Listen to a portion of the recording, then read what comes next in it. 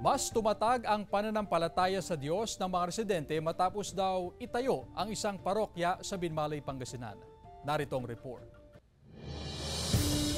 October 28, 1989 na ipinatayo ang Jesus the Nazarene Parish Church sa Barangay Dulag, Binmalay, Pangasinan. Dome o simboryo ang istruktura nito at sa loob makikita ang makukulay at natatanging disenyo. Kwento ni Ryan na kalihim ng parokya, German-inspired ang istruktura na hango rin sa disenyo ng founders nito na mga German priest na una ring nagsilbing pari ng simbahan.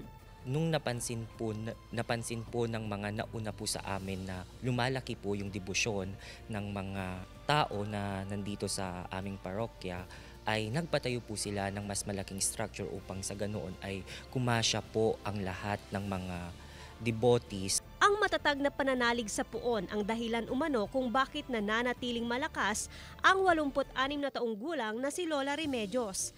Madalas daw siyang sumasama sa prosesyon ng pista ng poon nung siya'y malakas pa. Hinihiling ko lang salamat sa Diyos na buhay pa ako. Buhay lahat kami ng mga anak ko, mga apo ko.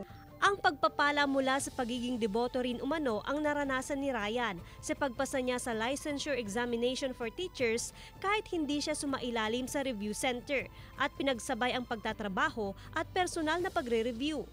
Bukod sa replika ng Poong Nazareno ng Quiapo, nakalagak din dito ang Santo Entierro at ang sinasabing first-class relic ng kahoy mula sa krus kung saan ipinako si Jesucristo. Naging special yung pagkakaroon ng parokya dito dahil nagsimula po kami sa maliit na structure ng ng parokya at dito po nakikita ang pagbubuklod-buklod ng bawat isa.